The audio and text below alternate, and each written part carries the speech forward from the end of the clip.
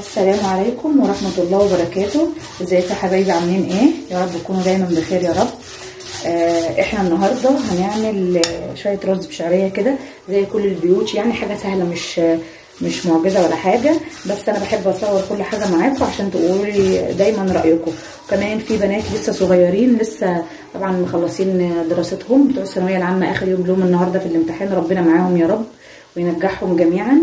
في بنات بتحب تخش المطبخ، بتحب تتعلم حاجه، يمكن لما اي حد يشوف فيديو لينا ولا حاجه يعرف اي معلومه يعني ويدعي لنا يعني. فاحنا النهارده هنعمل شويه رز بشعريه وهنعمل كلاوي. الكلاوي بطريقه هنعملها بطريقه سهله خالص وبسيطه، تابعونا وخليكم معانا. احنا دلوقتي حاطينه هنا في الحله معلقه سمنه وشويه زيت، معلقه سمنه كبيره وشويه زيت. ودلوقتي حاليا احنا بنحمر الشعريه اهو، خلاص هي داخله دلوقتي على على المرحله اللي احنا عاوزينها. اول ما تبقى صفرة كده زي الجولد شويه، ذهبي شويه، نبدا نحط الرز. انا طبعا غاسله الرز اهو يا حبايبي، انا طبعا غاسله الرز ومنقياه ومصفيه خالص من الميه وسايباه بقى له حبه يتصفى. اول ما الشعريه هي بدات تصفر شويه زي ما احنا قلنا، انا ما بحبش اغمقها اكتر من كده. نبدا نحط الرز كله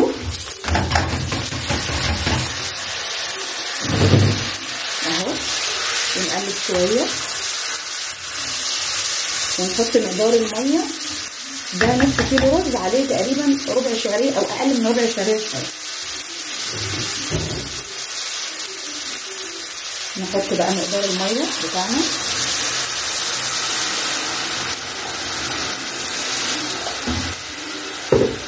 نبص كده كويس ولا احنا بنحط مقدار الميه بعينينا. يعني بعينينا بقى؟ على حسب انت شايفه بنظره عينك. فوق الرز تقريبا بعقله واحده، بعقله صباع كده بالظبط، تمام. فاحنا بنحط كده اهو. متهيألي محتاج شويه صغيرين كمان، بس كده تمام كده تمام. نحط الملح مقدار الملح قد تقريبا معلقه زي كده يا حبايبي، معلقه ملح، مش معلقه من الكبار، مش معلقه بتاعه الاكل، لا، في معالق للمقدار كده اللي هي الصغيره دي، بتاخد تقريبا زي المعلقه الصغيره بتاعه الشاي كده، معلقه كبيره مليانه وشويه صغيرين بس مش اكتر من كده. ارجع واقول مش معالق الملح، مش معالق الكبيره بتاعه الاكل، لا، المعالق الصغيره. وابدا اقلب كده عشان الملح، تمام اهو كده. الرز خلص، مفيش اسهل من كده. اول ما يبدا يغلي هنغطيه بقى اهو. اول ما يبدا الرز يغلي ويتشرب، يشرب الشوربه طبعا اللي فيه او مقدار الميه اللي فيه، هنبدا نوطي عليه خالص زي الشمعه ونسيبه يستوي، تمام. هنجهز المقادير والحاجه بتاعه الكلاوي وارجع لكم تاني واعرفكم هنعملها ازاي. استنونا واتفرجوا معانا للاخر. ورجعنا لكم تاني. طبعا احنا قلنا النهارده ان احنا هنعمل الكلاوي هي يا حبايبي انا عصر عليها ليمون، اسمها نصين وعصر عليها ليمون اهي. ديت الكلاوي طبعا مغسوله ومتصفيه من الدم بتاعها ومغسوله ونضيفه وزي الفل، تمام. هنحط تاني؟ ادي فصين توم، فصين برضو، اللي حابب يكتر براحته هو حر، واللي حابب يخلي هما فصين بس كفايه تمام، مفيش مشكله خالص. وده قرن شطه، ممكن يبقى حامي ممكن يبقى بارد براحتك برضو على حسب الرغبه، تمام. ودي مجموعه بهارات. هي مجموعه البهارات دي؟ شويه ملح، شويه فلفل، شويه كمون، شويه كاري، شويه كركم، شويه كزبره. انا ما بحبش اكتر، ليه؟ بحس ان لما بكتر البهارات قوي في الحاجه بتبقى حاميه، بتحمى. اي نعم بيبقى طعمها جميل وكل حاجه، بس بتبقى حاميه قوي علينا. فبصراحه انا بحط كل البهارات اللي انا عاوزاها بس بكميات قليله، ما بكترش، تمام. ادي بس هي دي المقادير بتاعه الكلاوي، واحنا برضو هنعملها مع بعض. انا جبت الطاسه زي ما انتم شايفين كده وحطيت فيها مقدار زيت، شويه صغيرين زيت، وقدت عليها ووطيت، تمام. اول حاجه هنعملها هنحط الاول فص الثوم عشان يعمل ريحه وطشه في الزيت. بسم الله الرحمن الرحيم.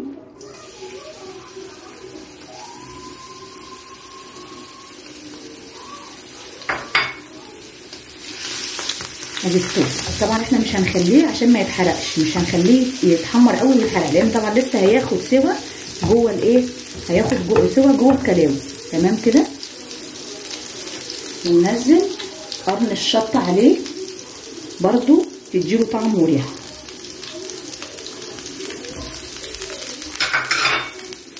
ونبدا برضو نقلب، برضو مش هنحمر الحاجه قوي، مجرد ان هي ايه تاخد لون بسيط خالص معانا عشان ما تتحرقش مننا، لان طبعا زي ما احنا قلنا لسه هتستوي كمان حاجات دي جوه الكلاوي.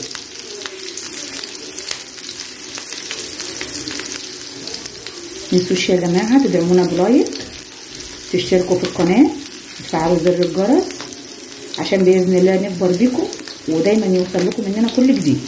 اهم حاجه نلاقي اعجابكم بس وتحبونا، دي اهم حاجه. تمام. هنا نبدا ننزل الكلاوي اهي. بسم الله، بسم الله الرحمن الرحيم. نبدا اقلب. على فكره يا جماعه كل حاجه وليها كذا طريقه، بكذا طريقه، يعني مش معنى انا عملت الكلاوي بالطريقه دي ان هي ملهاش طريقه ثانيه، لا، لها طرق ثانيه كتيره ولها طرق ثانيه جميله وحلوه برده وكل حاجه، وكل الناس اللي بتعمل الاكل جميله وتسلم ايديها وكل حاجه، بس طبعا كل واحد بيحب يعمل بالطريقه اللي هو عاوزها. انا ممكن لما اعمل الكلاوي ممكن اعملها بطريقه ثانيه كمان مختلفه عن كده، كل حاجه وليها كذا طريقه. تمام. هنبدا نقلب فيها ونشوحها لحد ما تستوي الكلاوي معانا.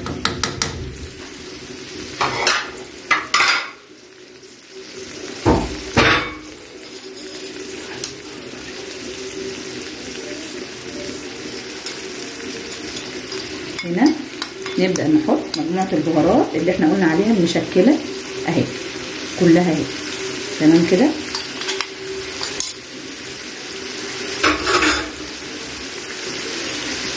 ونفضل برضو نقلب لحد ما تخش على سوا. طبعا الكلاوي دي من الحاجات اللي هي بتاعت يعني من الجاموسه وكده. بصراحه عيد الاضحى ده كان بسم الله ما شاء الله الخير كتير، واللحوم بسم الله ما شاء الله، اللي ذبح واللي ما ذبحش بسم الله ما شاء الله، ربنا رضى الناس كلها يعني، بسم الله ما شاء الله اللهم بارك. يعني الريحه يا جماعه مش عايزه اقول لكم، الريحه تحفه تحفه تحفه فعلا تجوع يعني.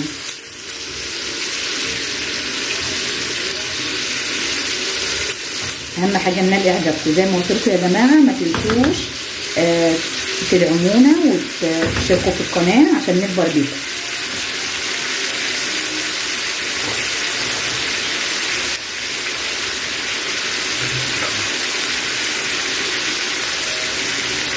احنا هنا بصوا يا جماعه، هنا الرز اهو غلي وبدا يتشرب زي ما انتم شايفين. بنقلبه تقليبه جميله كده عشان الشعريه تبدا تلف فيه يبقى من فوق لتحت. تمام كده. بقى جه وقت ان احنا نوطي عليه ونسيبه يستوي خالص اهو. تمام كده اهو، نوطي عليه بقى خالص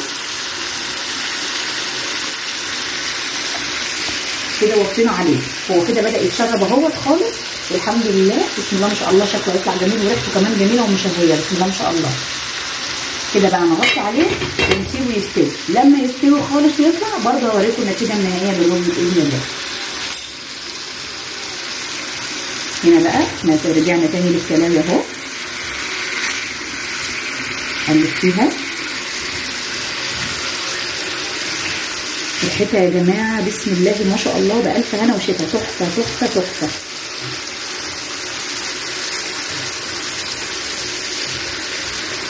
هنا هنوطي عليها شويه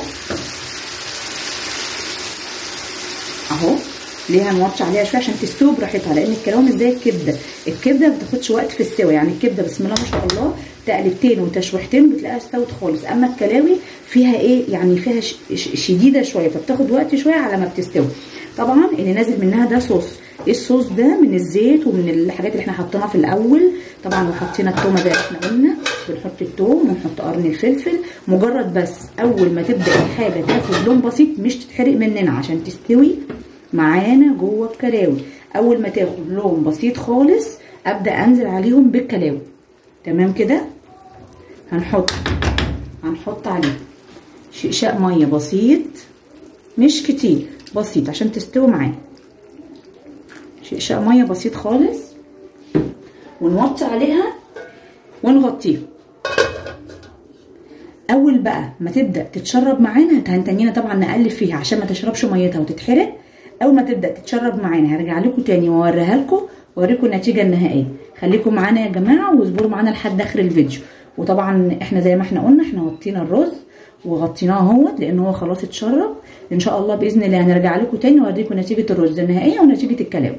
ويا رب اهم حاجه الفيديو يكون عجبكم بس. ورجعنا لكم تاني دلوقتي يا حبايبي. هنكشف بقى ونشوف الكلاوي بقت ايه كده. بسم الله ما شاء الله بقت جميله هي واستوت وريحتها زي الفل. بسم الله ما شاء الله ريحتها تحفه تحفه تحفه يا جماعه والله حلوه قوي. انا ليه عامله فيها صوص؟ هو المفروض الكلاوي والحاجات دي بتبقى ناشفه، انا ليه حاطه صوص؟ انا ولادي بيحبوا فيها صوص عشان بيحطوه بياكلوا مع الرز، تمام؟ عشان كده انا عامله رز بشعريه، هم بيحبوه بياكلوها كده مع الصوص كده، لان انا مش طابخه طبيخ جنبها ولا اي حاجه، فهم بياكلوا منها مع الصوص ده كده اهو مع الرز. طبعا الريحه مش قادره اقول لكم يا جماعه، الريحه تجوع. بسم الله ما شاء الله. كده احنا طافينا على الايه؟ على الكلاوي كده تبقى خلاص بسم الله ما شاء الله استوت كده، طافينا عليه. نيجي هنا بقى على الرز. الرز بقى بسم الله ما شاء الله برده استوى اهو اهو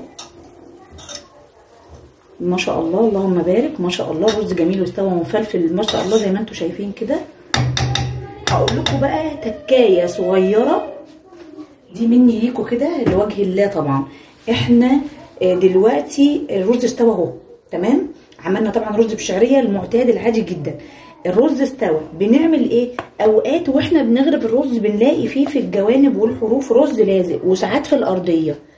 طبعا اللي ما عندهمش الحلل اللي زي حالاتي اللي ما عندهمش السيراميك والحاجات دي، الرز اوقات بيبقى لازق شويه في الجوانب وفي الارضيه من تحت. بنعمل ايه؟